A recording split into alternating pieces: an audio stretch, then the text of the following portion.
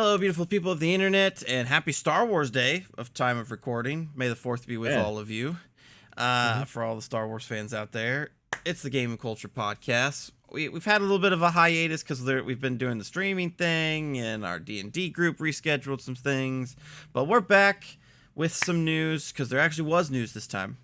So that's nice. The last couple weeks have been kind of quiet, and then the last week deluge of news. This is episode what, 32? I think you're right. Yeah, I think you're right. 32. 32 episodes. My lord. Years flying by. We're almost to Switch 2 launch. Month away. But we have the Switch 2 to talk about. But before we get into that, there's lots of other news to go around. Most notably, something I'm very passionate about, and both of us are currently playing, thank God. Clair Obscur Expedition 33. Now, Nick, do you know what a Clair Obscur is? No, I don't wish to know at this moment. You say No, it has nothing to do with the game. Has nothing to do with the game. Okay. It's titled that because Clair Obscur is a French film genre that's basically the equivalent to noir. Because after falling in love with this game, I looked up what the fuck a Clair Obscur was. Fair enough. I just call the game Expedition 33. I don't call it Clair Obscur. I call it. But either way, it's fair.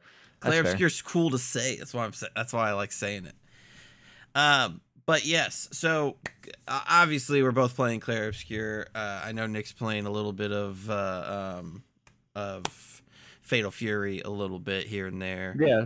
Let's talk about the other games real quick that we're playing, because we know Expedition is usually gonna take up a large chunk of time. Yeah, for sure. I'm pretty much only playing Clair Obscur, so you'll have to take the lead here. Okay. Well, let's start with something else besides Fatal Fury, because you mentioned May the 4th be with you, and it just so happens that Fortnite started a Star Wars season like 2 days ago. Yes, they did. Yes. And they did a pretty good job. You have the Death Star like looking over the map, and it's like, oh, that's ominous. They removed all Fortnite weapons from the games, and it's just Star Wars weapons. Oh, that's kind of only. Fun. Yeah. Apparently, starting on the 29th of this month, because it's gonna be like a short, like 1 month season. Starting on the 29th, you can have a once a match. You can pilot a Star Destroyer and bombard the map from above. That's cool. Like they did. It's impressive how before they want to, they can cook. Yeah. Oh yeah. I mean, they have a captive audience. That's the thing. They have a captive audience. None of the people that play it consistently are going anywhere else. So, no. I mean, I have put time into Marvel Rivals, but sometimes that game gets on my nerves so much. I have not played Marvel Rivals in a while. I've been playing other stuff. So yeah, I'm not a fan of the balancing this season. Dive's just so heavy this season, and I want to die. I hate Spider-Man. I have learned that J. Jonah Jameson was right all along. J. Jonah Jameson was the hero. No. Yes. Actually, no. Spider-Man is a menace to society. He's actually a criminal and has never faced justice for the things that he's done. But okay. Spider-Man is a menace. Literally created, not only helped create the Spider Slayers and Scorpion, who both went on to be notorious villains that have killed people. And J. Jonah Jameson has never received the justice that he was owed. Spider-Man's a menace. But the other game I'm playing was Fatal Fury. That's a more relevant, new topic. That one, it's pretty fun. A couple of the characters are just strange that they put in the game. Yeah. And honestly, I mean, one of the characters was never going to help any regardless. But the other character they put in hasn't really helped at all. So the two weird characters they put in were Salvatore Ganacci. I think I maybe pronounced that name wrong. Just this DJ, I guess, Papa. It's a fair of the Saudi prince, because unfortunately Saudi Arabia owns SNK. So I'm assuming that's what this is. But funnily enough, it seems like they actually put effort into Salvatore, because he's like a very jokey character. Yeah. he was announced right after Cristiano Ronaldo was announced for the game. And I was just like, oh my god, another fucking real life character. This just sucks. And that's my reaction too. But he's kind of turned like, okay, he's goofy. I don't like playing him, but he's funny to watch ski play. Apparently the guy in real life is actually like an actual fan of SNK games, so he's been like promoting it and knows what he's. They asked him like, I guess apparently they asked him like what he thinks of like his character, the moves in the game, and actually like knew what he was talking about and things like that. And like he's like always like moving like kind of funny, like he's always like he has like a rhythm going on. And said they did a good job with him. Cristiano Ronaldo, on the other hand, this was just very clearly we have Saudi money, we're gonna flaunt it and we put one of the most well-known athletes in the world in the game because reasons. Yeah. He just his idle pose, he just stands there, no movement, just looking off to the side, staring there. He doesn't have an arcade mode yet. They said it will be done later. He also you can edit character colors in this game, which is pretty cool. Customizable options. He's not available for color edit. And he just looks like so boring. Yeah. And just like it doesn't probably put effort into him, which I kind of understand why, but it's like I just wish he wasn't in the game. Yeah. And sales wise, it doesn't look like putting him in the game has helped any. Yeah. It looks like it's selling about what you expect a fail for your game to sell, which is a niche fighting game. It was never sell like crazy. Yeah, I'm willing to give the pass to Salvatore if he's like a fan, and SNK showing a little kissing the ring a little bit of the Saudis means that they get to stay in business. Like I can understand that, but at least they pick somebody that is an SNK fan, knows what he's talking about, can be an ambassador for the game. Mm-hmm. So I'm willing to give that a pass. Because I mean, come play my character in Fatal Fury: City of the Wolves. Here's and like maybe he does a short YouTube video. Like here's some cool combos you can pull off as me. Like I can see the marketing strategy behind that. I can see that kind of being a cool nod to the community. Fine.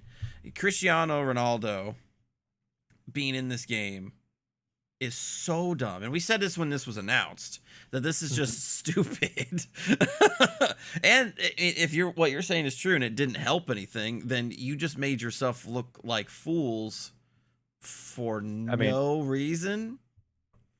I'd rather have because this is the first Fatal Fury game in 26 years. Like the KOF games are not canon; they're just kind of SNK Smash Brothers.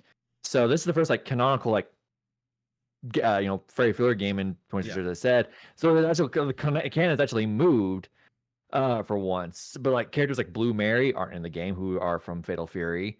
I mean, Mai's in the game, Terry's in the game, Rock Howard's in the game. So the characters we know are in the game. But it's just like, why are these two real life people? And again, Salvador has kind of redeemed, but Cristiano Ronaldo especially, but also we're also getting Ken and Chun-Li in the season pass. Yeah, I did so we're having see that. 4 guest characters really quickly.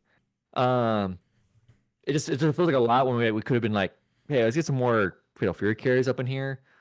So I don't know. It just doesn't. It feels the game again. The game has some good. The game feels mechanically very good. But the game does just make some odd decisions that I feel like is holding it back. Yeah. I mean, yeah, I think real life characters in fighting games could be something that's cool if you pick like cool ones. Like I could probably name 20 cooler people in real life that would fit in this kind of world with its kind of tone better than Cristiano Ronaldo. First one that comes to my mind is Michael Jackson. I think he needs to be in a fighting game. Like that'd be so fucking cool. Well, seriously, I think it's a better idea to not just don't put like the actual real life person in the game, but put someone who's clearly like inspired by them, but it's not actually them. Yeah. Because there's a character in, I believe it's Under Night, that is basically smooth criminal Michael Jackson. Yeah. And then like doing the Liu Kang from Mortal Kombat is Bruce Lee. Yeah. So like I feel like doing that style is a bit better. But I mean, we're even Mortal Kombat, has put Sylvester Stallone, but it's Rambo. Yeah. So I'd rather have that than the actual person. But if you're gonna put an actual person, I'd rather be like someone who actually cares, like Salvatore, versus Cristiano Ronaldo, who just did it for the check. Yeah.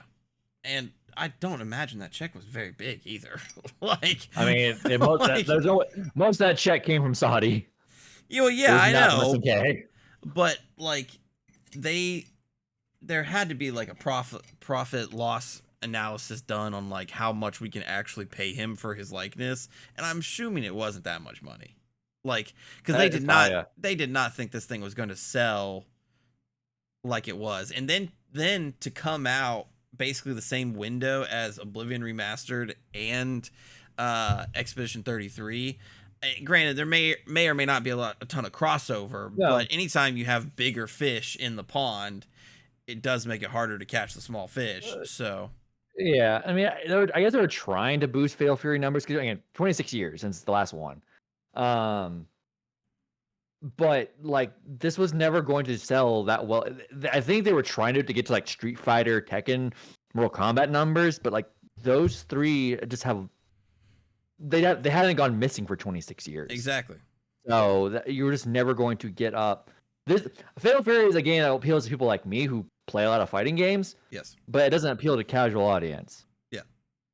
Especially when you think about the fact that Street Fighter 6 is so popular that it's still so popular. So you're never going to pull any of those casual fighting game fans away from Street Fighter 6 to play this. Mm-hmm. No, Street Fighter 6 is kind of in the best position right now in terms of just like probably the most wide net of players. Yeah, and I don't think Cristiano Ronaldo's going to pull a lot of people from Street Fighter 6.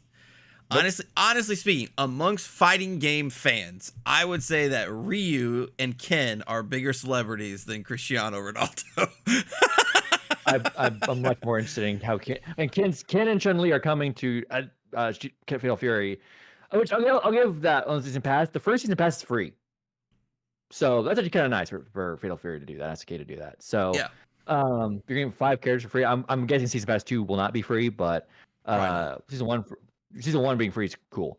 But I'm much more excited for Ken and Chun-Li and how they're gonna play in Fatal Fury versus Cristiano Ronaldo. Yeah, like I just don't know what they were thinking there. But I wonder if they replaced Cristiano Ronaldo with Ryu at launch. I wonder if the sales numbers would have increased over what they were. Just marginally. It probably better, but again, Fatal Fury just being a niche fighting game franchise, it was never going to hit out of the park. Again, I hope it does well. I think it will do okay. It won't be like at Evo because they position the games in like order of entrance. It ain't gonna get to Street Fighter and Tekken like number of entrants. It could get 4th, I think. I don't remember all the games at Evo, but this year, it's not gonna scratch Street Fighter or Tekken. Won't even be close. It will beat Mortal Kombat 1 though. I'll guarantee you that. I mean, so obviously this is skewed because this will be Steam numbers for PC because that's the only numbers that we can use. Peak all time 4,674 players right now, 1,623. Like I said, that's not going to be a good number to track because PlayStation's going to have that. I'd probably fair to say 80% of the people are playing on PlayStation. So, but there is some life there. It's better than like Suicide Squad and shit. So Yeah, it was always gonna have a market for people like me who play fighting games a lot. It's like, oh shit, it's returning, and that's where it's getting its bulk. But Cristiano Ronaldo was never gonna help it. Yeah, what a weird choice. Let's talk about a game that doesn't have any weird choices.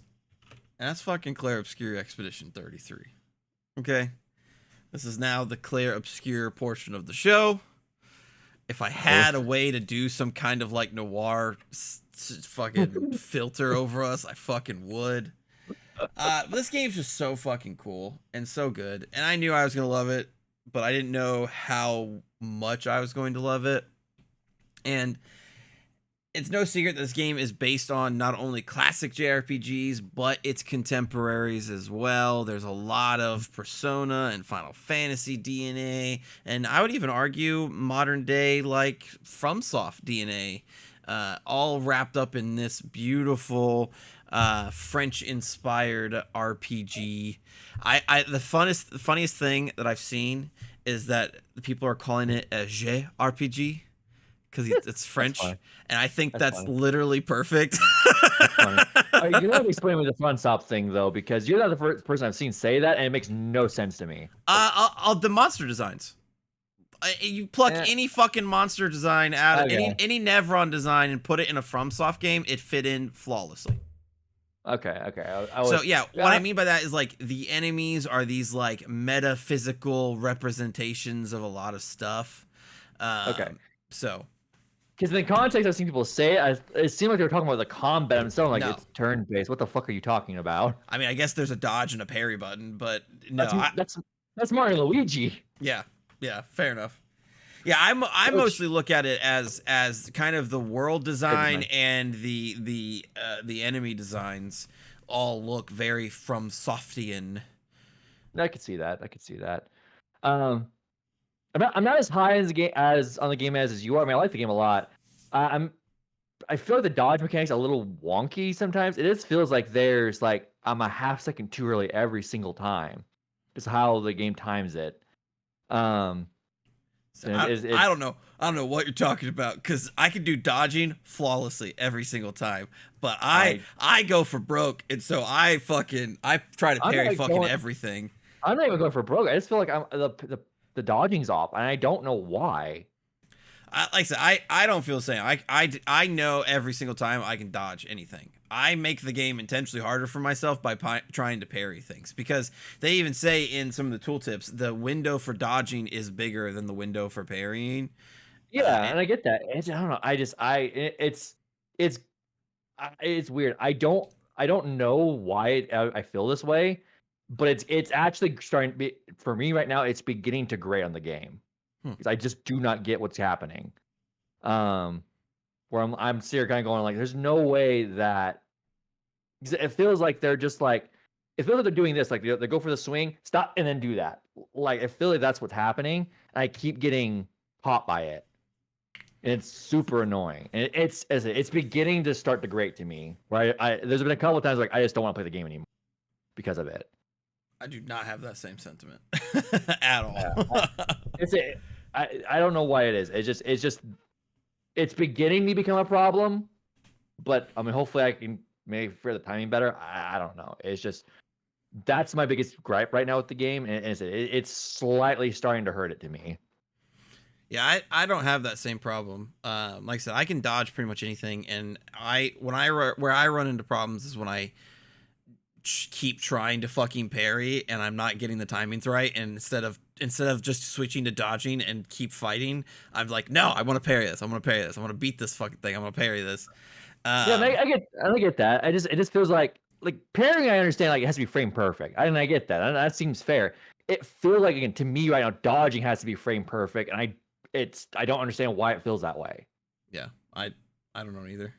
I will say, to your credit, they do fuck with you a lot when it comes to the enemy tells on like when the attack's gonna go through. There are so many fucking enemies that will like go up in the air and like you like by the tempo of just like the way the game is, you think they're gonna come down when they come down, but then they'll like hold it for an extra second that you don't expect, and so it does fuck with you. I will say that. Because like there's an ebb I and think flow to every game, and so you can kind of anticipate when something's gonna happen. And this game, I think to its credit, not to its detriment, its credit, it does fuck with you a little bit to make it so that this is not a easy or enjoyable journey. yeah, and I think that's probably what it is the tempo. I'm just not syncing with the game's tempo yet. Yeah. Which is probably where the struggle is coming in because Yeah, I just during so did you so let me ask you this question first. How far into the game are you so I know whether what I can talk about, what I uh can't? I had a whole lot didn't play, but I've just got to past the boss where it attacked you because you were in a field of flowers and like you were looking at it and it just Oh, attacked you. yeah, So yeah, yeah. I just exited like the flying water area. Okay, okay, okay.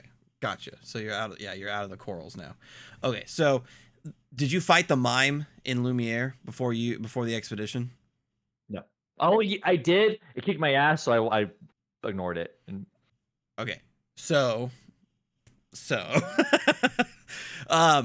there's a ton of mimes across the world. They give you hairstyles for your characters, so you would have got a new hairstyle for Gustav for besting that.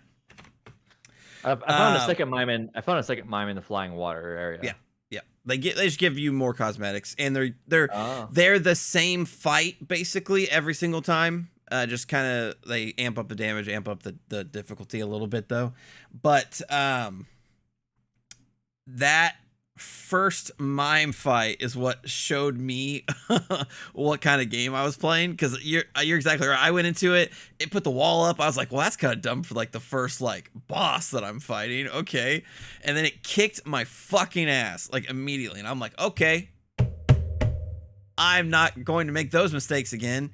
And so every single mime, I now can parry their attacks, but for the first like 5 or 6 of them, it was straight up dodging, because I was like, I can't get their timing right. And so those mimes kind of taught me that like my view of the tempo is off. I need to actually watch these enemies. And I think that's a tiny little bit of FromSoft DNA, but yeah, no, that first mime battle fucking like ripped me a new one. I was like, okay, fuck. It definitely feels like, I mean, kind of occurred to Atlas a little bit. Because we kind of look at their 3 pillars. You have Persona being the easiest, and Shin Megami Tensei being the hardest, and Metaphor's kind of in the middle now. Yeah. This feels like it's starting to tilt like a bit in between of Metaphor and Shin Megami Tensei. It's not Shin Megami Tensei like super difficulty, but it's flipping past Metaphor. Yeah, I like I said, this is in my opinion, to the game's credit, I think that this is some of the most engaging turn-based RPG gameplay that I've been a part of. And I'm not even talking about just being able to dodge, parry, and stuff like that, even down to like the skill trees and stuff. So without spoiling anything to you, I won't use character names, anything like that, but I have indexed heavily into burn as my kind of like go-to thing. So I've got 2 characters that can apply burn super quick, super high, and I even have unlocked a Pictos that doubles the amount of burn that I inflict. So burn, they take damage every fucking turn. So I have bosses taking tens thousands of damage like at the beginning of their turn, and it's super satisfying. So there's a lot of like customizability and engagement that you can be had in the game. And like I said, that's me using 3 of the characters with a couple that I'm just like, fuck you, I don't even know what you do, get the fuck out of here. I think I don't know if I 100% agree with you just yet. I think I would get there if I just get the game's tempo down. But now again, I still think at the end of it, I'll probably still prefer game. My guess is, I'm just guesstimating here, I think I would still wind up preferring like Metaphor to this when it's gonna be all said and done. But that's just personal taste. I think it'd be splitting hairs to do it. But again, I think what's also noble to this game, I guess we can go into it now, so I'll kind of segue into it. This game was only made by 30 people. Yep. That's the most impressive thing out of this game to me. It's 30 people. I mean, we were just compared to Atlas game. I guarantee none of those Atlas games are made by 30 people. Well, not any recent ones, at least. Not any recent ones. Not the ones that, not Metaphor, not Persona, not Shin Megami Tensei. I mean, Shin Megami Tensei 5 probably had the lowest, but Metaphor and Persona 5 definitely had a lot of hands on deck for those. So this brings us to an article by the BBC about some cool Clair Obscur stuff. It's titled "Clair Obscur: How a Passion Project became 2025's most talked about game." So the director of the game, I'm sorry if I butcher this. If you're watching, this comes out of 100%. This comes out of 100% love. I love this game. I'm going to talk about it more. I'm not good with French or other languages, so I wholeheartedly apologize. Guillemot Brochure. He was an ex-Ubisoft dev. And decided to leave during the pandemic to make his own game, a role-playing game inspired by one of his childhood favorites, the classic Japanese RPG Final Fantasy. And I shit you not, you start up the game and the first piano notes hit, and you could have convinced me it was Final Fantasy, like Oh that no, 100%, that 100%. The fucking opening is like he made sure to have his own prelude play during the menu music, and I was just like, I'm home, baby, I'm home. I never oh expected it yeah. to be France, but I'm home. I mean, yeah, no, that I'll agree. I mean, yeah, that was totally like you could tell me that was a Final Fantasy prelude, and I would have believed you. Um, it definitely like it was one of those special. It was one of those openings, like just the music alone, where you hear it and go, "Oh no, this is gonna be something special." Yeah, yeah. And so yeah, so that game went on to become Clair Obscur. I don't know if you saw this past a couple days, but French President Emmanuel Macron actually came All that out and I said saw that. publicly, praising Sandfall Interactive for um, selling 1 million copies in 3 days, which is huge for this level of game. Uh, Topped Spotify's viral charts with its soundtrack, because I'm telling you this as an excitement part. The soundtrack just keeps getting better. Yeah, I did like the last boss I fought. Like, I mean, I just fought it like right before we started filming. Like that has a pretty good beat to it. I'm talking about like the high battle themes, but I'm talking about also the low emotional themes as Yeah, well. I mean, nothing has beat the opening so far, Yeah, but it's still. I mean, everything's the only negative thing I have to say about this game, and it's not really negative. I just haven't got the tempo down, but everything else is top notch stuff. And again, the fact that it was only done by 30 people, yep. it's crazy. Have you been to the manor room yet that has the picture of all of them? Mm-mm. So I've been in the manor, but I don't know if I don't, yeah, so there's in some of the levels, there's doorways into the manor that lead you into different parts of the room, and it's kind of like wordless, subtle storytelling about people in the that you're dealing with. yeah. And in one of them, be on the lookout. There is a in-game stylized painting of Sandfall, and it's all 30 of them standing in a doorway, and it's super fucking cool. Like Huh. it's so cool that I even screenshotted it because I was like, that's sick as hell. That's dope. Yeah. That is dope. So definitely be on the lookout for that. But yeah, I mean, this game is just so good. So I like in my mind, there's 3 pillars of design here. I think you have the FromSoft kind of spin on French culture and stuff like that in like its level design and in its some of its themes and in its enemy design. You have the Persona Atlas DNA, which is the combat for sure. But then the Final Fantasy DNA, aside from it being the thing that pushed this whole project forward, since Guillemot was a Final Fantasy fan, the music and the way that the music helps tell the story. So in very Final Fantasy VII esqueness, most of the characters in this game have their own theme.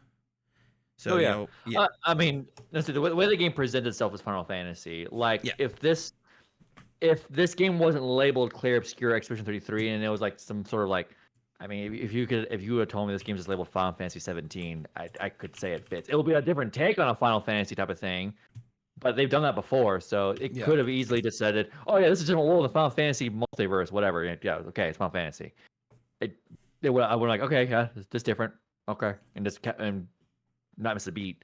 So yeah, no, it's definitely, you can definitely feel the Final Fantasy DNA in it. Yeah. Um, so yeah, no, I said I think the biggest thing is also because apparently this game, like the team like started ideas like pitching this idea, not pitching, but the started coming like around the pandemic, so about 4 to 5 years to make this game. Yep.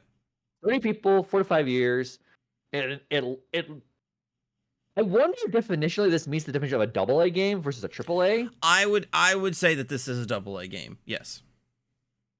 But you wouldn't tell by looking at it. No, God no. God no. Like this feels like a triple A. Like so, This game has some hopefully of the this best lighting in a recent video game that I've ever seen. writing, performances, Well, music. I said lighting for the for the graphics. I I, Yeah. I I have some hot takes about some of the writing and stuff like that after you finish your point. Um, but I don't know. Just the way everything is coming together. This could have been a triple A game, and I think this. Hopefully, this goes to kind of show the interest, like because some things and we'll be addressing this later because of other stories we'll get to. But something's very wrong in AAA space. Mm-hmm. Um, and I think I have an idea as to why, and I think it'd be easier to make a point when we're talking about that. For sure. But I do hope this game kind of shows, okay, like there's a better way, and here it is. Yep. So, to give you some insights on the success, 128,000 players on Steam right now playing.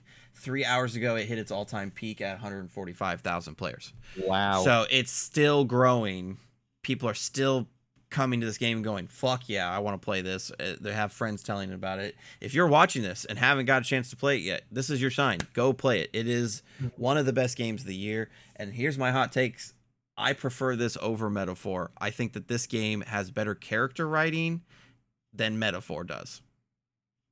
I don't know if I agree with that 100%, but I mean, it does have good character writing. That's what I'm still saying. Like, yeah, it's AAA stuff. I do. Getting into that's gonna be a little hair splitty, and I'm not ready to call it just yet. Just because, sure. like, sure. That's why it's my hot take. It's my hot I beat take. Metaphor. I haven't beat this. Yeah, you're not as far into the game as I am. No. So I am. Maybe I'll agree with you, but I don't know. I am 27 hours into the game. Okay. We'll see. Your thought.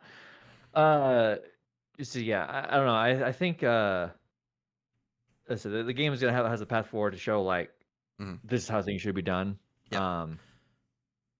Well, I mean, I think the key word here, I truly believe is just passion.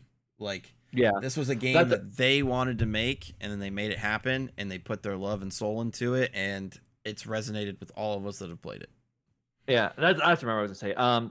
Because like we're talking about, it's running on Steam, and they put out some numbers like kind of like broken down by player base, who's playing where. Xbox does have the largest share, but does due to Game Pass. Because the game is on Game Pass, so you have Game Pass, try it out. PlayStation was in second, and Steam was in third, but like PlayStation and Steam were like very thin. So if it's growing on Steam, more likely it's growing on PlayStation as well. Yeah. In fact, I saw another thing that Amazon earlier in the week ran out of physical copies of this game. Yeah. For PS5. That's fantastic. Yeah, but I did see, despite the fact that Xbox has the largest share, like time spent on the game, PlayStation and Steam were like literally tied. Like how many people much were spending on the game. Xbox was in third just because people would be like, "Oh, I'll get it on Game Pass for a couple hours," and then turn it off. Yep. So the PlayStation and Steam players are actually like invested in the game. Yeah. Which still how these things work, but still, regardless, people are trying it on Game Pass. The fact that they said that million copies sold was not including Game Pass players. This was not player count. This was how much money they sold. 1 million copies sold in 3 days. So yeah, which I mean, that's weirdest between PlayStation and Steam because most if you're on Xbox and you don't have Game Pass, what the hell are you doing? Yeah. So most of that's coming from two places, which are apparently are selling at virtually the same pace. So yeah, they're probably doing 1.5 million by this point, 2 million maybe. Yeah, probably. It approaching 2 million, I would say probably for sure, especially since it's still growing. I think the next big thing, I would imagine that Nintendo is knocking on Sandfall's door and saying, "Hey, here's a Switch 2 dev kit. Can you think you can help us out? we would like one of the biggest games of the year, please, on our new console." I mean, unless they already have plans for that, and I would be a little shocked if in June, when we get another Direct, or July, whenever it is, that we didn't hear a Clair Obscur Switch 2 port. I think the console should be able to run it. Scale down, but yeah. Yeah. It can run Cyberpunk. I guess you can run it. Yeah. I'd be honestly, I'd be a little bit shocked if we didn't see a Switch 2 port. Just lock it at 30 and you'll be fine. I will say though, I do not like playing it on my Steam Deck for that exact reason. And that's fine. That I understand. But for a Switch 2 version, you could just lock it in 30 and call it a day. I learned my lesson not to fight bosses on Switch on all my Steam Deck. I mean, I have a PlayStation Portal, which again, I think the fact that that thing works so well as it does, I'm shocked. But I play my PlayStation Portal when I'm at work, so it's running. Since it's streaming the game, it's running at 60 with no drop. So just kind of like, oh yeah, I'll play it that way. There I'll you let go. PS5 do the heavy lifting. Well, we could talk about Metaphor forever, so we'll save that for the review coming out when we both finish the game. But let's move Metaphor? on to the next company that had some success in the Oh, wait, same window. we can talk about metaphor. Oh wait, we gotta You talk about said Metaphor. metaphor. Yeah. No, you said we will talk about metaphor all day. Oh, we will. We can talk about Metaphor all day, but we can't talk about Expedition 33 even more. Because I'm fucking Yeah, obsessed with this game. wrong game. I bought a T-shirt this week for it because IGN Okay, got some officially licensed T-shirts. So nice. let's talk about the other company having a bunch of success this week. Bethesda. They shadow dropped Oblivion Remastered after months upon months of rumors about it. And it's to say it's doing well would be a little bit of an understatement. As reported earlier this week, 4 million players in less than a week, with a huge chunk of them buying the game on Steam. Quoting the PC Gamer article here. It's just a runaway success. It's Oblivion Remastered on Steam sailed past 120,000 players in just a few hours after launch. Despite the $50 price tag, which seemed to be a little bit contentious, it's topping the Steam's bestsellers chart, and people are loving it. People are glad to have it back. I myself bought it because Oblivion is my favorite Elder Scrolls game. Steam Deck compatible, runs really, really great. It's got a peak of 216,000 players, 136,000 players currently playing on Steam right now. Just a runaway success for Bethesda. I mean, I would do it myself because I'm kind of hoping they do a physical copy for it for the PS5, which I feel like they will. I think so. But I'm not surprised. Because one, I think I was really impressed with the trailer they showed for this, where they said, they what they did basically is they kept the brains of this Hmm. game in the creation engine, but they just had Unreal 5 do the graphics. Hmm. So this isn't like they remade the game like from like and got rid of like all the weird like Bethesda isms. Like all the weird crap is still there. Yes. Like they kept a line of dialogue where the lady looks down like she's reading a script and then Yep. continues on. Like they kept the weird strangeness of this game, and like that's kind of what those all people wanted. Like Yes. just make it look prettier, but everything else keep it weird. Which a huge credit for that. Um, They did to their credit modernize and update some systems of the game, but you're yeah, exactly right. They kept the creation engine source code as the center of the game and just used Unreal to fill out everything and make everything look nicer so that you still have the jank with a little bit of updates here and there, but you're not losing the, let's say, charm of the I mean, original. there's a reason why Bethesda's slogan is it's not a bug, it's a feature. Yes, yes. And to their credit, I've experienced bugs within 20 minutes of playing. So. That's what Bethesda say. And I laughed them Um, off and thought it was the greatest thing and moved the fuck on. So I think this also goes to show that is a weird take. I think this goes to show Bethesda made a mistake. Not with Oblivion per se. This was a one success. They made a mistake focusing on Starfield. yes. This game, This shows. I've only played it for like 2 hours because it came out like a day before fucking Clair Obscur. So obviously fucking Oblivion gone. But in that hour, I had more fun than the 3 hours of Starfield that I played. And I was like, oh, wow, Starfield's actually really, really bad. And I needed another like good Bethesda game to like remind myself of like, I did not have fun in Starfield. No. There was a bug that I had to reload a save, and I was just laughing about it instead of being like, "Fucking shit, fuck, god damn it." Yeah, as I was gonna say, I think this goes. There was a hunger. There's been a hunger for new Elder Scrolls for a long time. The fact Mm-hmm. that Skyrim was the cultural phenomenon that it was, and this is the first like new Elder Scrolls thing, and like and I'm not gonna count online because that plays very differently than normal Elder Scrolls games. Oblivion and Skyrim have DNA that's similar to them. the fact this is the first new one in like 14 years. Yep. Like, it's done anything. Because Elder Scrolls 6 New. is new, but like it's still like a return to form in a sense. Like, I do not understand why they announced Elder Scrolls 6 when they did. And this is the weird fact. There's now more time in between them announcing Elder Scrolls 6 and now than there was between Skyrim and them announcing Elder Scrolls 6. Yep. That's ridiculous. And Elder Scrolls 6 is still years away. Years away. If they announce that for 2028, I'd be surprised. Mm-hmm. Like that.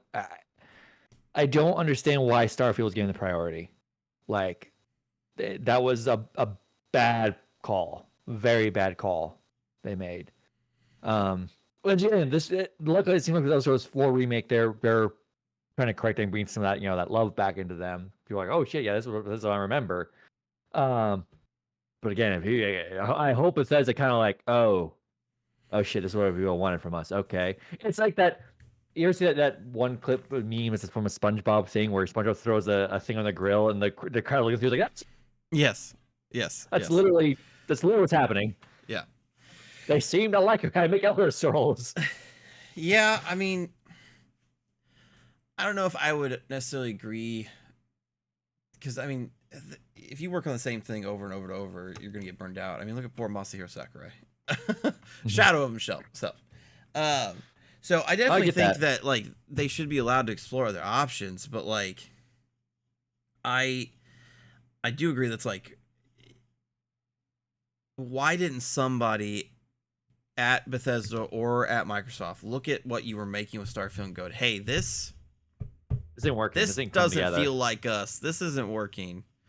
You know? But even and I totally agree with that. They're letting creatives do what they want to do. And Ty Howard seemed to have wanted to do Starfield for a long time. And okay, I get that. It didn't come to, I don't think it came together. But so I get that. But I think what a better call is have multiple teams. Yeah. So have one team make Starfield. That way you're not putting all your eggs in the Starfield basket, which has not worked out well. You have another team working on Elder Scrolls 6. That way, okay, Starfield didn't pan out. We have Elder Scrolls 6 to fall back on. I'm surprised that a studio as big as them doesn't already have two teams. Because in my mind, I would think that Elder Scrolls and Fallout would be two different teams. Because they, even though they have lots of the same DNA, they are still very different. Yeah. And then you'd think maybe Fallout team would work on Starfield as well as Fallout, because I think those two share more DNA than Elder Scrolls and Fallout do. And then that would also free up the Elder Scrolls team to work on something different too. And that way you have a kind of consistent stream of content coming out. Because I mean, the Witcher team at CD Projekt Red is not the same team as Cyberpunk. Nope. Those two series share DNA, but they are not the same. They acquire much different expertise. No. I mean, I think this ties into what I said a second ago about Expedition 33. This game was made by a team of 30 people. There is something wrong with AAA development. Oh yeah. Because a game like Expedition 33 this brilliant game was made with 30 people, and Starfield, Elder Scrolls. These are games that were close to probably 1,000 people. No, I think Bethesda's 200. 200? Okay. Yeah. Okay. Somewhere in that ballpark. I was saying, just every hand I touched the game, basically, I was counting. But as a low ball for case of argument, 200. Still, the fact that development has because Bethesda, because in the PS3 generation of games, there was Fallout 3, Skyrim. Well, we got Oblivion in 2006. I think we got Fallout 3 2009. Sounds right. And then I don't count New Vegas as a different team. And then Skyrim in 2011. Yeah. We're getting, and then in the PS4 generation, we got Fallout 4 in 2015. Yeah, and then if you want to count Fallout 76, but I feel like that was a different team. And now this generation we've gotten Starfield from the main Bethesda team, because the remake was not the main Bethesda team for Elder Scrolls 4. So something has, and this goes across, something has greatly slowed down development across the board. And again, looking at Expedition 33, going, you're mismanaging point somewhere because they made a game. 30 people made a game in 4 to 5 years. I mean, even look at Astrobot. Yeah. 60 people, 3 years. There is something amiss in the industry right now. We can talk about that in the coming segments.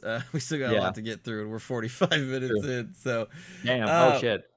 Yeah, we're talking about new releases. So yeah, Oblivion Remastered, super successful, really quickly. Hopefully this is a wake up call to Bethesda and Microsoft that like, hey, there's demand for these games. Mm-hmm.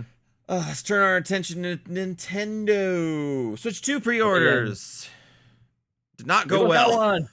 We did get one.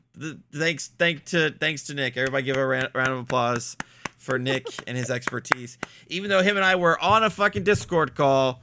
Well, not on a call. We were typing to each other. We were both at our computers at midnight on every fucking site. I had two in my cart. Well, I had one in my cart 2 separate times on both Walmart and Target. Wouldn't let me go through with it. Didn't get anything from Best Buy. Nick was able to secure the bundle of his choice on Best Buy. So, round of applause one. Nick got one. We were always going to be able to do a review for you kind viewers. But then, because he took the day off to further secure one, Nick was able to get mine pre-ordered at GameStop. So, let's all just... The hero that we deserve... The hero that we knew we needed, because he had stocked up PTO and could take the day off. So we both were lucky enough to get them. So we will do reviews for it. I am ready to put this thing to bed. Yeah, it's time to send the sweet Brits off into the sunset. This thing is coughing up blood. I would say, I think I want to keep my Switch one around because I don't think Ring Fit Adventure will work with the Switch 2 because the Joy-Cons are small or bigger. So, but I'll keep that around as an exercise machine. I'm gonna keep mine as well because I have the red one, so it'll go with the rest of my consoles. But let's talk about just the Switch 2 pre-orders kind of in general. Didn't go well for pretty much any region, honestly. They were in limited supply everywhere. Obviously, here in the United States, it did take us longer to be able to get the pre-orders for them because of the tariffs and all of those things that we discussed in the last episode. But even some Nintendo bigwigs couldn't get their hands on Nintendo Switch pre-orders. Nintendo bigwigs? Yeah, no, I'm gonna read the story and you can react to it. They're not just being given. My brother. What? My brother in Christ. Listen to this. So, Games Radar reports it's not easy to lock down a Switch 2 pre-order even if you're closely tied to Nintendo. Folks like Super Smash Bros. Director Masahiro Sakurai and Nintendo Direct narrator Yuichi Nakamura have to jump into the pre-order lottery for Nintendo Switch 2 just like everybody else. And as their numbers come up, so has friendly beef that can only be settled by IRL meeting to recreate the most iconic image of the 1997 classic Men in Black. Nintendo Direct narrator Yuichi Nakamura went on to Twitter jokingly saying that he will be cutting ties with anybody that successfully secured a spot in the Switch 2 pre-order lottery. Sakurai responded saying that he grabbed a pre-order, to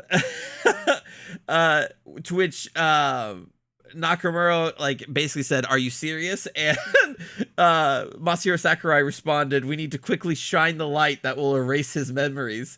Basically saying he needed to erase the memory of Sakurai getting one so that they could stay friends. So even if you are a Nintendo bigwig, the literal narrator for the Switch Directs didn't get one. What the fuck? I'm sorry, there are certain people you just kind of give them one. Sakurai's not an official Nintendo employee. I get that, but he might as well be. Yes, and so further to that, Hideki Kamiya also went on Twitter saying that he had secured a pre-order as well. So even if you're a fucking industry legend, Switch 2, you gotta buy the retail, baby. I mean, yeah, it's so dumb. But like, with Hideki Kamiya, like, okay, he's not actually like he's a third party developer. I mean, yes, people he's not even with Platinum Games anymore. No, he's not. So I kind of get like, okay, him. I still would have given him one just to see how much work he's done for Nintendo. But like, he's not Sakurai, who basically he's not officially Nintendo, but he's only done work for Nintendo. Like, yeah, what should be happening for Sakurai is they should be going to his house and hand deliver to. I mean, yes. I'm going to put the picture up in the screen here. Share my screen here, so that way everybody can see it. Let me go into full screen here. So yes, this is the picture of Masahiro Sakurai going to visit Yuichi Nakamura and wiping his memory so they can stay friends. Very, very funny. Very, very cool. Something ridiculous that has came out of the rat race to get a Switch 2 pre-order. So if you are one of those unlucky few that did not get to secure their Switch pre-orders, rest easy, because even a Nintendo employee couldn't get their own pre-order. That's so wild. That's so wild. That's so wild. I don't. Again, why those two? Like, no, you just give them one. Yeah. Like, I know you have them, Nintendo. We all know you have them. There should be like, okay, how many employees do we get? Like, okay. I mean, I would still be the kind of person like give it to the janitor at the office, but like, even if you weren't going to give them to the janitor, like there are higher ranking people in the company that you give them to, and especially like, okay, like I don't know how much like Doug Bowser actually plays games. Like he doesn't really talk about games like Reggie did. Like if he did like, no, I'm good, I don't need one. Like he's not a developer. He's a suit. Sure, don't give him one if he doesn't want one. He doesn't need one. Sakurai, on the other hand, this man plays games because it's his life. Yes. You give him the system for free and go, just let the juices flow. Like, you know what? I want you playing this game so you can start thinking, so you can start creating more. Because you know that's what he's gonna do. So yeah. Like, that's only giving him a Switch 2 is an investment. Well, I mean, so he's actively developing a game for Switch 2 right now. Writers. Yeah, let's be real. Smash 6 he's probably talking about Smash 6. Oh yeah. But even not even looking at Smash 6, which may or may not be in development, he is actively developing a game for Switch 2 right now. Yeah. and they said, get your ass in the lottery, bitch. What the fuck, Nintendo? Like, again, I knew it was bad because I saw Nintendo put out a statement. Apparently, like they're doing the lottery system in Japan for it, and they said they had like 2 million people enter the lottery. Yes, something insane. Would say they way more than they expected. Because apparently, allegedly, Nintendo they held this thing back to manufacture more. Because I think that from what I heard, what they wanted was essentially at launch for you to be able to just go in the store and buy one. Yeah, and that's not going to be happening, even despite them having actual inventory. It's just nope, it's selling out. Yep, because Switch 1 was successful, and Switch 2 is going to start off with a bang. I mean, it's those $80 games deterred nobody. That's the sad reality. Yeah, I mean, I knew it was not going to deter anybody. Like that was just going to happen. But like, I mean, the system being 450, I don't think with problems we said before. Yeah. But like, yeah, there was no world this thing wasn't going to do well. Yeah. But I mean, it's even defying Nintendo's own expectations, which is a fantastic and scary thought. But let's move on to another console maker. After Nintendo's Switch 2 pre-order snafu, obviously they're feeling the heat from the tariffs, and so is Microsoft. Microsoft announced this week. Hit my camera. Ooh. In that the prices for their stuff is going up, and when I say their stuff, I mean pretty much everything. Mm-hmm. Um, all of the consoles are going up in price, and this starts on May. It started on May 1st, so these are effects. These No. prices are in effect right now. Um, these prices are global prices. With the exception of their headset, which is only going up in the United States and Canada, but pretty much everything else is globally.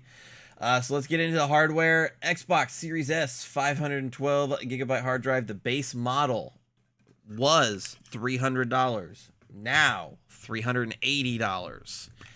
The Xbox Series S 1 terabyte was $350. Now $430.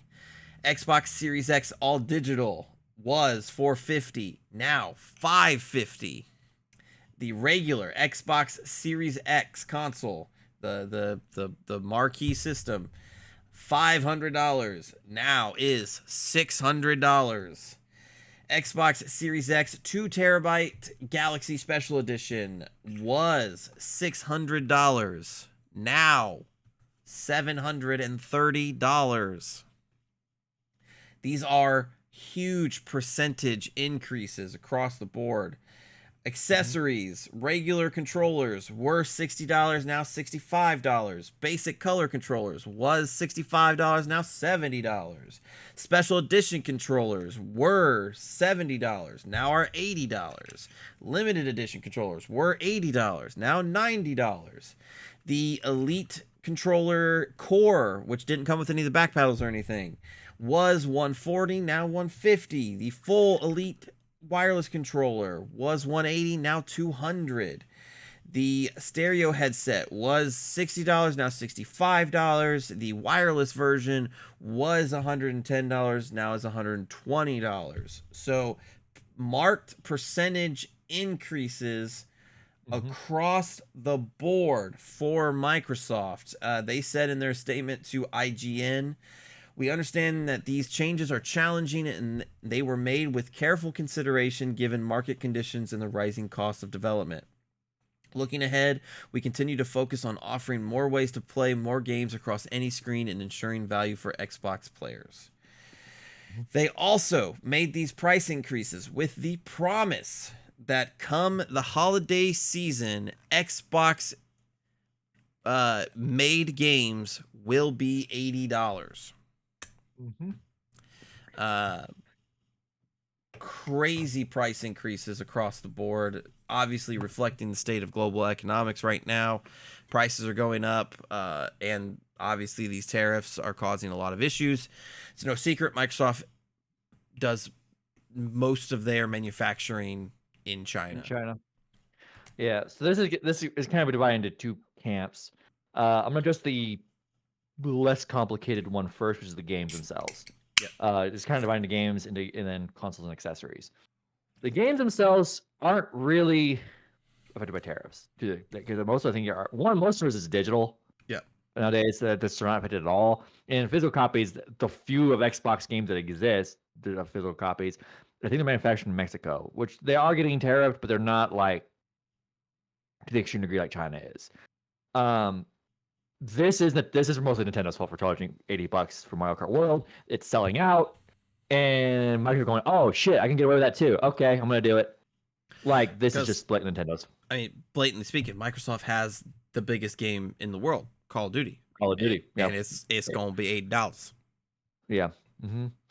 And again, this is I'm willing to blame Nintendo for this one because there is no world where Mario Kart World, its development cost are more than any years of Call of Duties. Yeah, for sure. No.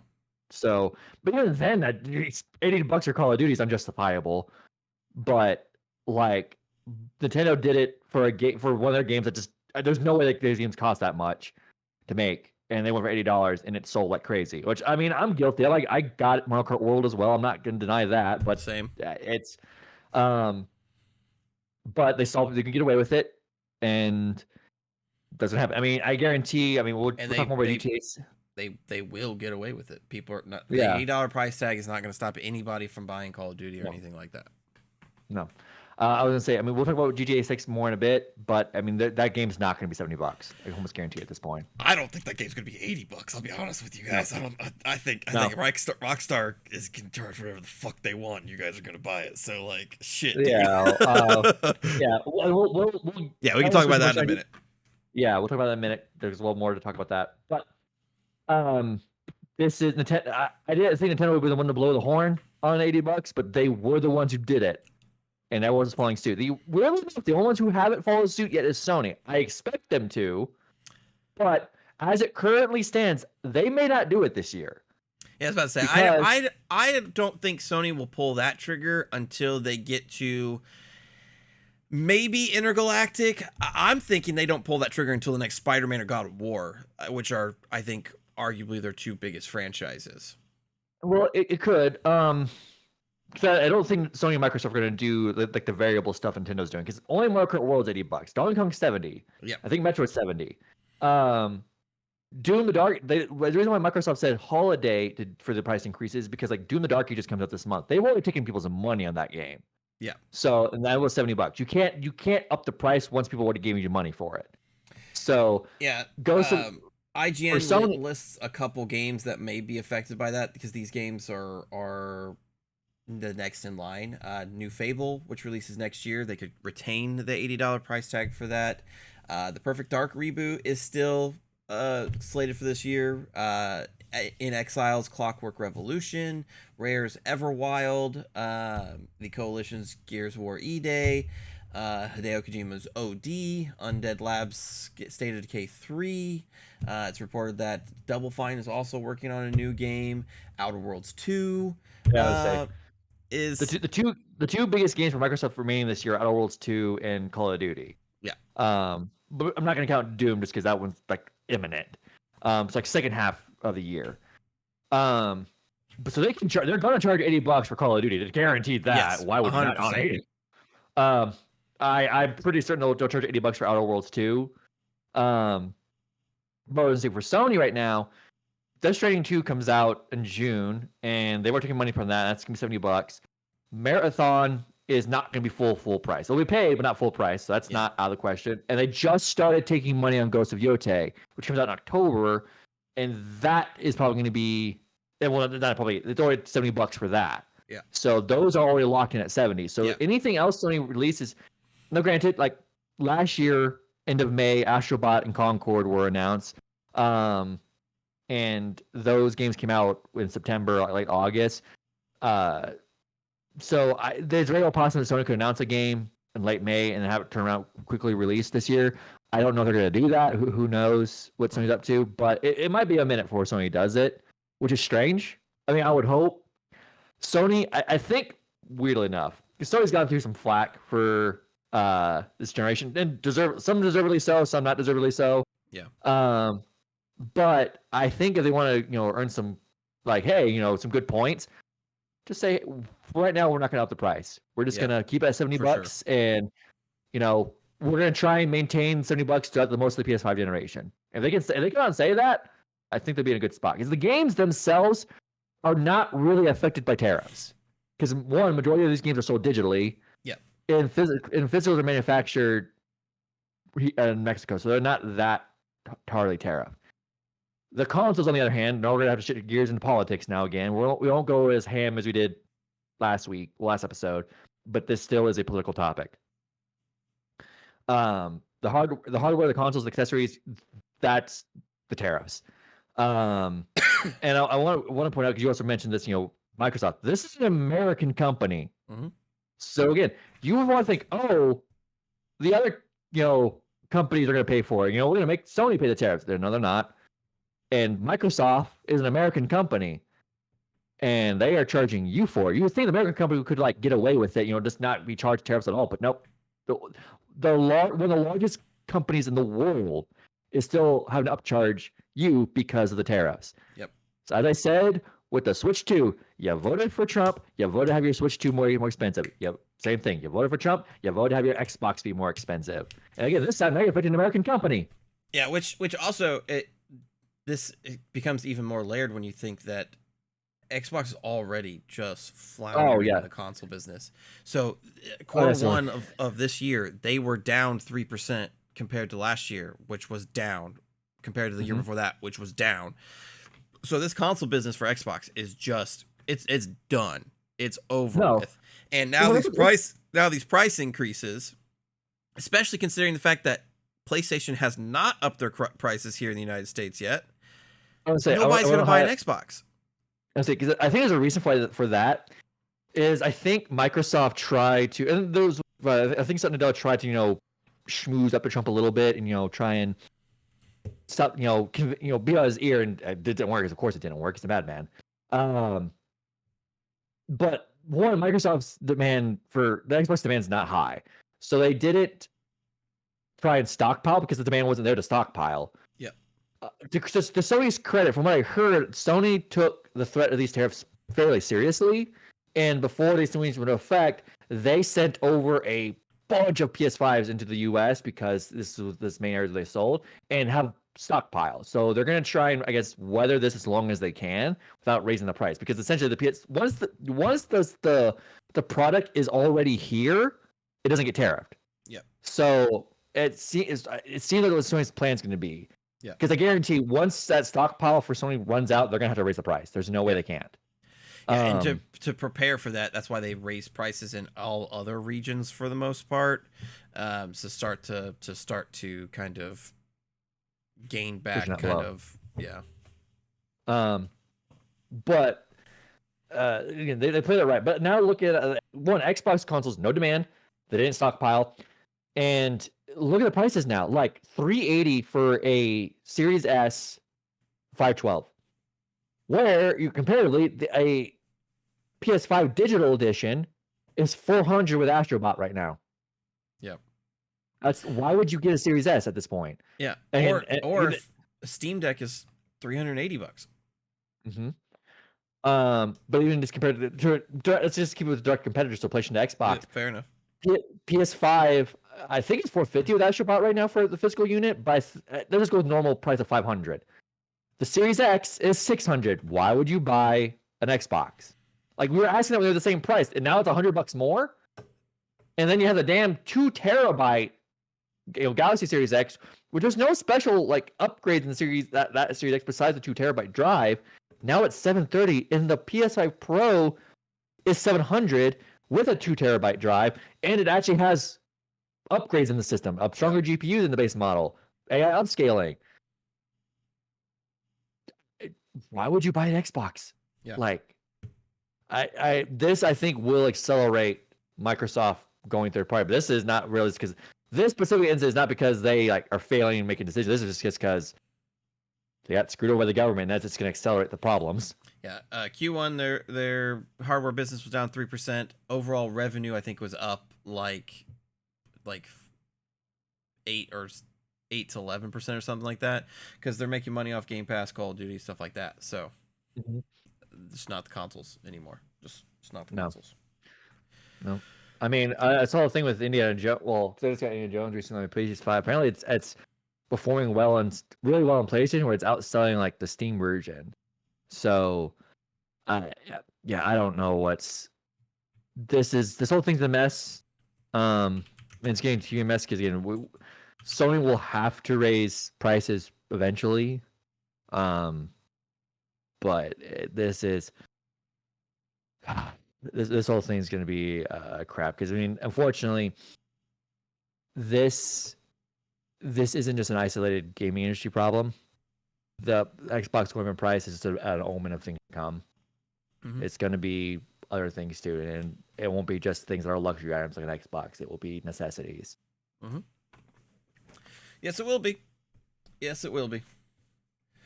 But let's talk about more bad news then. We haven't talked about layoffs in a while, and it was nice. Well, and EA said the Games and Culture podcast hasn't talked about layoffs in a while. We should do something about that. And then they laid off 300 people, and possibly canceled a new Titanfall game all in fail swoop. EA cuts around 300 roles. Roughly 100 of those were at Respawn Games, and they reportedly canceled a Titanfall game. I am looking at the IGN article about the issue. Um, most of those were, like I said, 200 of those roughly were part of EA's experience teams, which includes groups such as EA's fan care team and various other working on customer support and marketing. But 100 of those were, in fact, from Respawn, including individuals in development, publishing, and QA workers on Apex Legends, as well as smaller groups of individuals working on the next Star Wars Jedi game, and 2 canceled incubation projects, one of which was a new Titanfall game. So The one thing people wanted. Yeah. Let's look at some of this stuff. So the Apex Legends stuff, they just had a new character release a day before the layoffs this week. The main character designer and creator of that character was let go a day after her character was revealed to the world. What the fuck? Yep. This follows plenty of other layoffs. We reported 50 people being laid off at BioWare at the end of last year. It was earlier this year. Yeah, earlier this year. Mm-hmm. After the not so great success of Dragon Age, the Veilguard, and it's just nonstop, man. It's just nonstop. You can give your hardest work. I mean, this, like I said, the creator of this new character in Apex, labored over her character for a while, and it gets shown to the world. Her work is out there and fired. Yep. I mean, this is just EA. I mean, being EA, being ruthless. And separate is now that you kind of connected and back to the last issue we talked about. Yeah. We just said obviously we haven't talked about layoffs in a while, but I fear this is the beginning of another huge wave. Probably. And I mean, again, this also ties into what I was referring to earlier, where there's something wrong with the industry. Mm-hmm. Because Expedition 33 was made in 4 to 5 years with a team of 30 people. Astrobot, 3 years, team of 60 people. What's going on? Why are we canceling a game like Titanfall 3? So why do we need? I think it comes down to 3 issues. Okay. One is management. Mm-hmm. That's one, easily. So I think if you look at Astrobot and you look at Clair Obscur, these are teams that had clear visions and clear goals. And I'm sure there have been times where they argued and couldn't agree to something, but then made a concise decision on how to step forward and continue the development of the game. These giant ass companies in AAA development are so big that they don't know their ass from their head, and vice versa. Mm-hmm. And so when you're a fucking asset maker, like an asset designer, and you have 50 people that you have to answer to, and those 50 people all have different visions of the game that they're trying to create, and nothing's ever getting done. You just have horrific mismanagement. I mean, I think back to the Anthem expose by friend of the show Jason Schreier, where they didn't know what the fuck was going on. The best part of Anthem was the flying, and they took that out and re-added it 3 different times. Mm-hmm. So I think. Go ahead. I think you're right. My guess is with Expedition 3 and Astrobot, I'm guessing most of these people were in the same office. So if discussion needed to be had, they could have all hands on deck discussion and iron out what needed to be done quickly. Yeah. A lot of these big teams, I mean, they're probably having okay, I need to have a meeting with this person, and then you have a meeting with this person, and then you have a meeting with this person, this person, this person. So to do something as simple as putting a staircase, may take 5 months to figure out what to do. Whereas in Expedition 33, Astro Ball was like, okay, we want to put this here. Everyone okay? You know, a couple days of discussion, we're good. All right, get moving. Like it could very well be a case of too many cooks in the kitchen. Yeah. And I think not just too many cooks, but also specifically like middle managers. Yeah. That are not really developing anything, but just like above the people actually. Yeah. You know, crunching. No one's making a definitive call like this is what we're going to do. You know. Yeah. I mean, so but again, one of the things you also bring up, I said this the whole time we're playing Split Fiction. Takes-Two didn't come out that long ago. Mm-hmm. And they turned it around. 3 years between the two games? Yeah. Like, and already they're going to work on their next game. Mm-hmm. It's because Joseph Fares is the top guy. He's actively in the development. And so I'm sure when issues arise, how do you think this lighting looks on this? Should I move it to accentuate the characters? Do you want to leave it more mysterious? I'm sure that he takes the opinions and then goes, this is the one that we're going with. And it keeps the ball rolling versus these gigantic projects of thousands plus people working on a game. You're thinking, why is it taking 5 to 6, 7 years for this game to come out when there's so many people working on it? It's because nobody's making the clear call like, this is how this should be. This is how this should be. So I think that's issue 1. Mm-hmm. Issue 2 is the immense pressure that not only the publisher is under, but the developers are under to make this game successful. Gaming has become so risk adverse. If you look at all of the games that we praise on this show, I would say probably 7 out of 10 of them are ones that catch us off guard and offer something unique to whatever genre that they're trying. Atlas marches to 33. Yeah, well, yeah. Atlas marches to the beat of their own drums. We're huge Atlas fans. Expedition 33. We don't see a lot of French-inspired stuff, plus new takes on this old turn-based formula. With me, Yakuza Like a Dragon. The dichotomy between story and side story shit keeps me thoroughly entertained. Nobody else has the sense of humor that RGG does in the industry right now. Like, these games come out of nowhere because they are so unlike everything else that's currently going on in modern gaming. Because these are the companies that are taking risks, putting themselves out there. Why in hell would Atlas do a fucking new game when they could just do Persona 6 and cash a check? Because they wanted to. Any other company in that same position would just do Persona 6 to cash the check. I mean, they still put out Soul Hackers 2.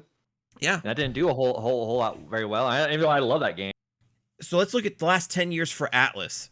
Persona 5 and Persona 5 Royal, Soul Hackers, SMT5, SMT5 Vengeance, and now Metaphor. Compare that with Naughty Dog, who has done Uncharted 4 sequel, Uncharted Lost Legacy side sequel, Last of Us Part 2, Last of Us Part 1, Last of Us Part 2.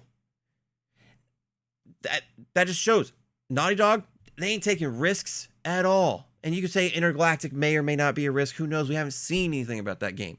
But in the last 10 years, which is, I think, a perfect snapshot of modern gaming, these giant companies have become so risk adverse, which puts them under so much pressure to get this game right. So I would say those middle managers are unwilling to say, yes, do that. They have to call to somebody else. I would say with Naughty Dog specifically, just struggling because if you look at other Sony studios, they're not doing the same crap that Naughty Dog is doing. So I don't even think it's Sony. I think it's just the top of Naughty Dog, but just sucks. Yeah, I was just calling out Naughty Dog specifically. Yeah, that's fair. That's fair. I don't know. Naughty Dog's been such a disappointment for so long now. And we're all for sick 10 of years. Last of Us. Mm-hmm. For 10 years. But look at Sucker Punch. I mean, another Sony studio. They've been able to experiment, and it's worked out well for them. Yes. Insomniac. Yes. That's what I'm saying. Is it's not everybody, but these companies that are so risk adverse, they are seeing less success because they're unwilling to make the moves. And so Mhm. when you're unwilling to make the moves, when you feel like so much pressure is riding on this, I feel like it's very easy to lose direction and get caught up in the sauce and not do the things that you need to do. And I then mean, that leads me to go ahead. I say because I also referred to this earlier with Bethesda and also 6 and Starfield. There was enough hands on Starfield and Fallout and Elder Scrolls that the teams could have been split off, minimized, and then we could have had Elder Scrolls 6 by now if someone was like able to execute an idea of what they wanted for it. While it's still Starfield was in development, Yeah. you know, it would have been fine. But I mean, Starfield it took almost a decade to make, I think. Something like Like, that. why was there so much indecision that the game took that long to make, and that was the condition it came out in? Because you can feel the indecision in that game. Yeah. But It's like it's yeah. And that leads me to my third point. When there's so much pressure, how as a developer can you be passionate about the thing that you're making? When there's so much pressure, when you know that if this game doesn't do well, you're going to get the axe. Mhm. Like how is it working at Respawn right now? Knowing that you have done nothing but put out successful, highly praised games. Like, let's call a spade. Respawn doesn't miss. Titanfall. Titanfall, people loved it. Titanfall 2 didn't sell as well, but people still love it and people still play it to this day. Apex Legends was super successful at launch until EA started monetizing it and doing stupid shit. The Jedi games literally were a giant middle finger to EA's philosophy of nobody buys single player games, and then Jedi 1 sold tremendously well. Like, Respawn doesn't miss. So you can make a great game and still lose your job. There was no reality where Titanfall 3 was going to fail. No. Like no, because I mean, especially considering Titanfall. The only reason Titanfall 2 didn't do as well is because they put it smack dab in between Battlefield and Call of Duty. They wouldn't make the same mistake again. And Skyrim remastered as well. Yeah. So like it was just a bad release window for Titanfall 2. But like its legacy of those three, because I believe it was Battlefield 1 was released next to, and then Call of Duty Infinite Warfare.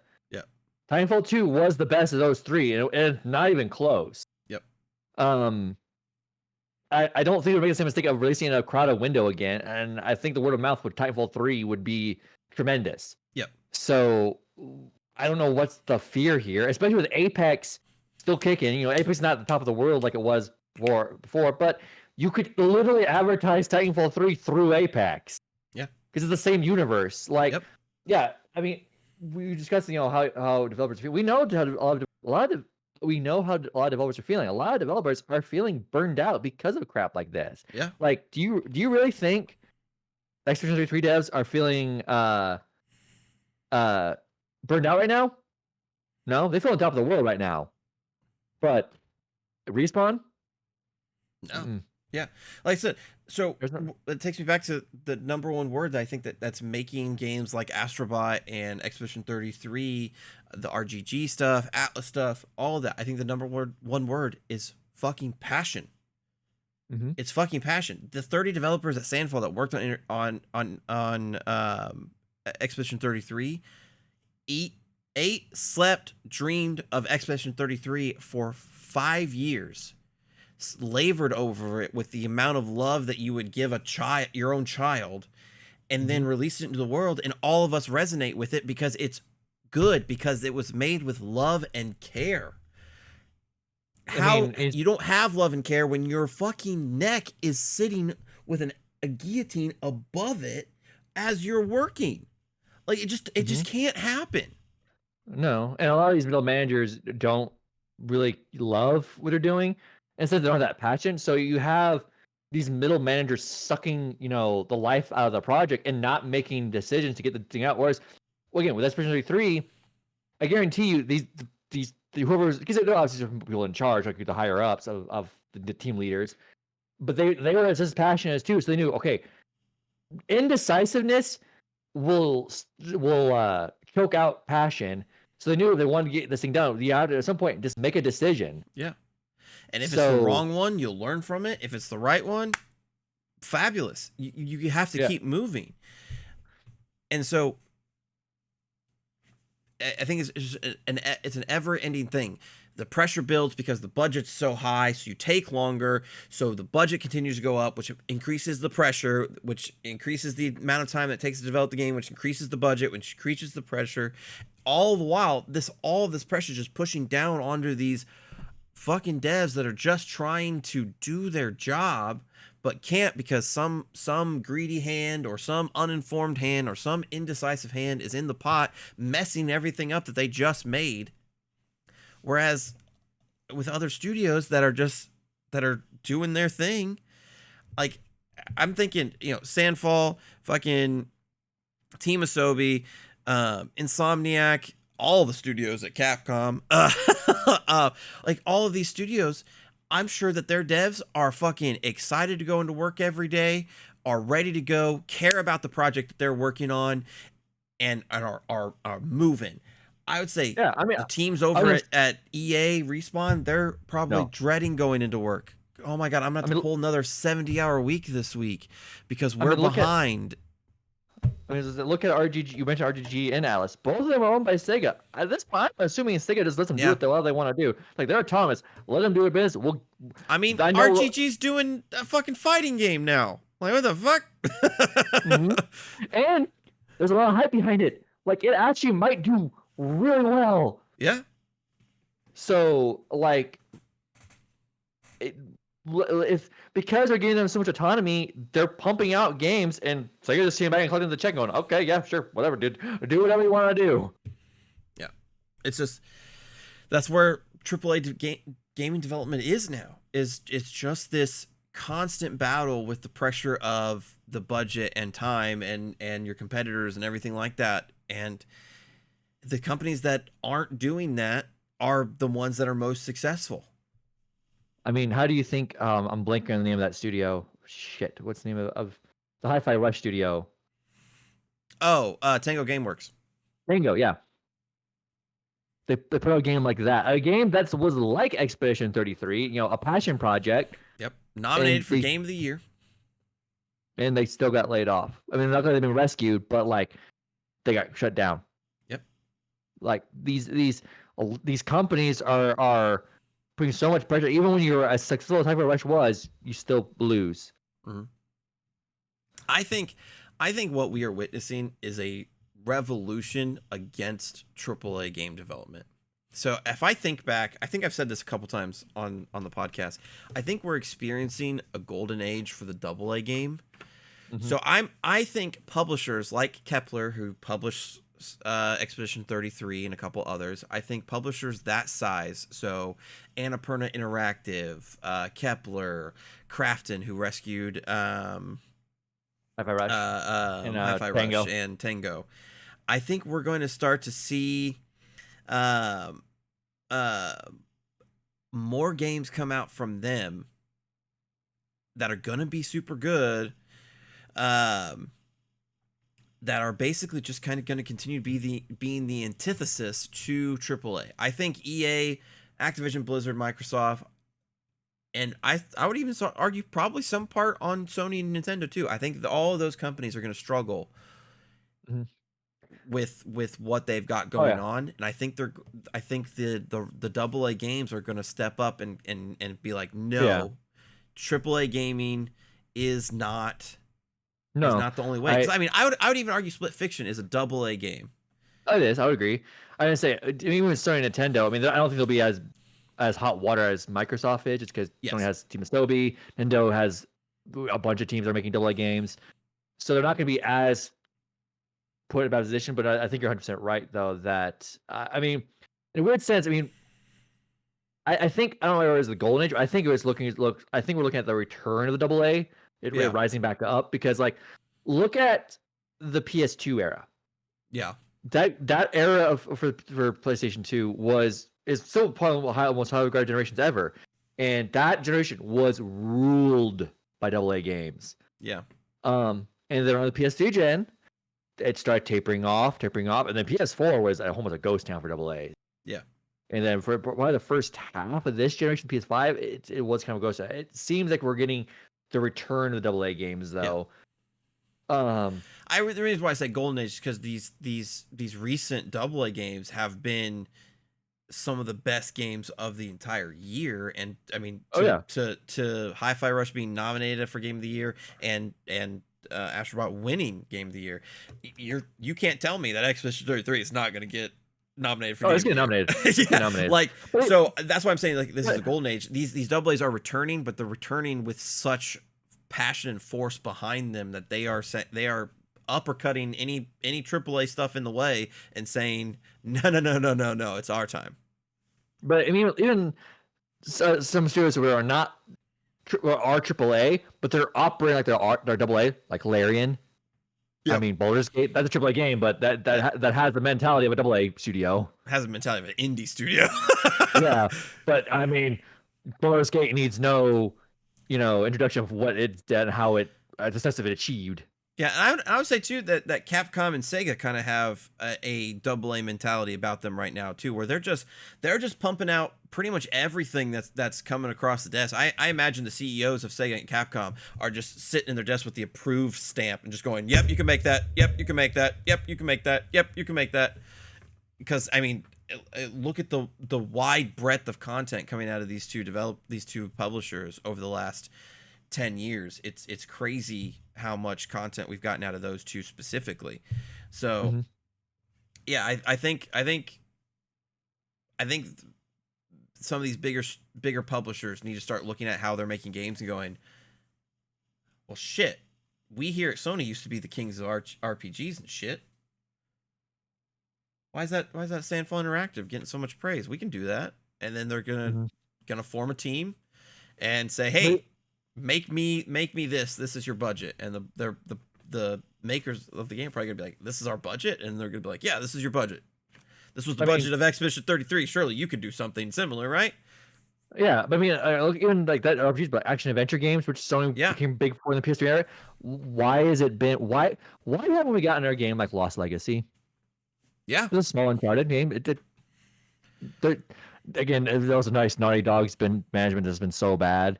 But like, and Sonic's been cranking games out like crazy, and games of various size. Miles Morales wasn't that big. Ratchet and Clank wasn't Spider-Man 2.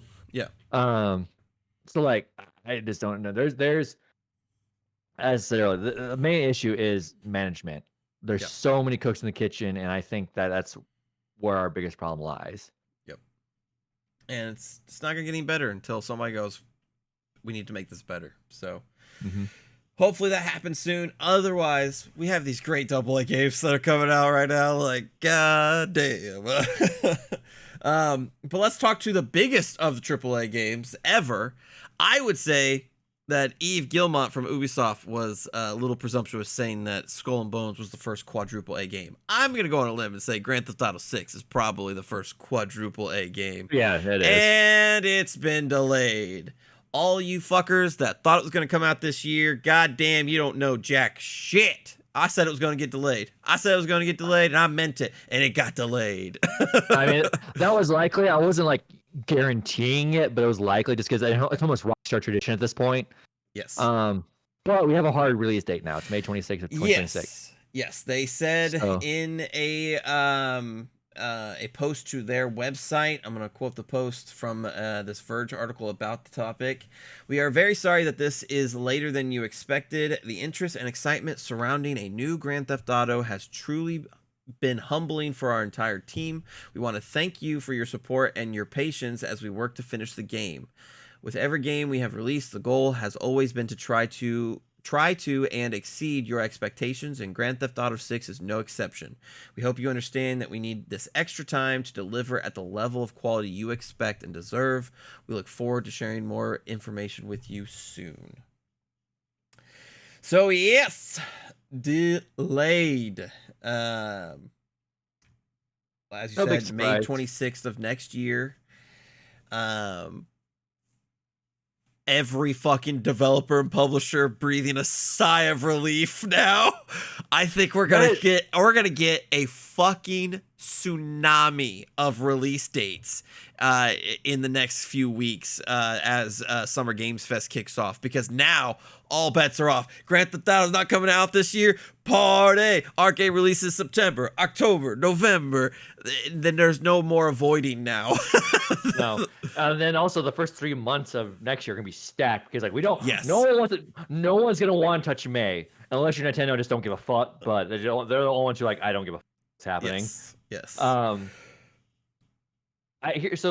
think there's multiple things gonna go on here. Like I said, the Breathing Cyber Relief.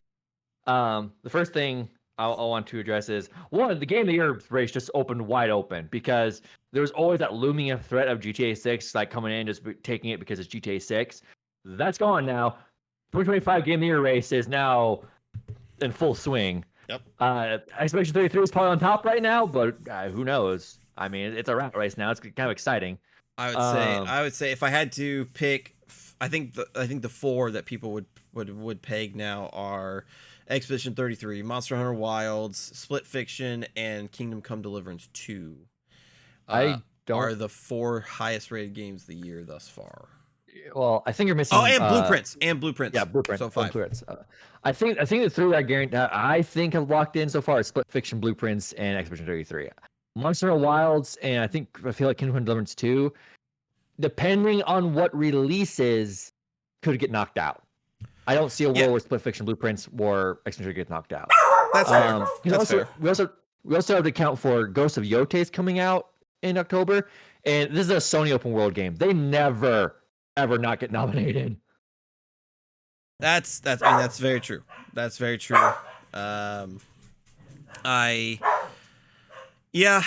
wouldn't be surprised if Monster Hunter Wilds gets knocked out, but I do think that it's probably currently in the running, just based on its running.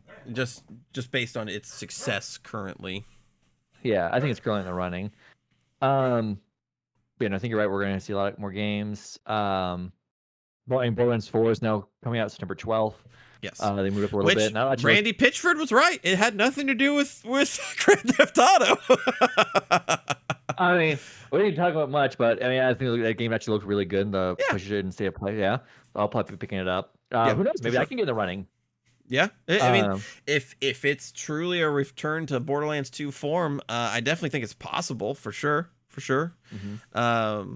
Definitely, maybe at least nominated for RPG or action adventure. Yeah, or action. I probably say not action adventure. Yeah, action, but yeah. I mean, we'll have a lot of things coming out in the next few months. I think another thing that's going to happen.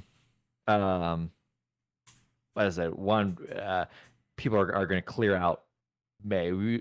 Nothing's releasing next May.